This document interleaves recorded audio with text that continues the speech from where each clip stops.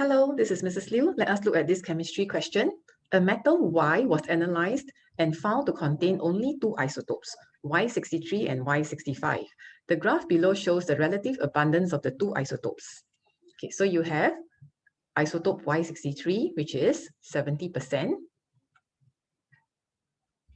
and Y65, which appears 30%. Okay, so they want you to calculate the relative atomic mass of Y. So all of them all together appears as 100% in total. Okay, so 70%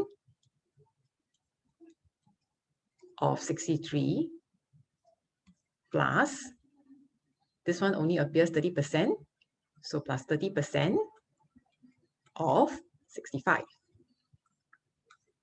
And we know isotopes, okay?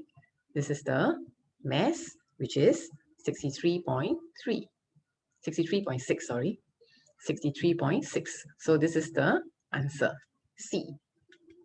Okay, that's all for today. Thank you for joining me. Remember, you are a miracle.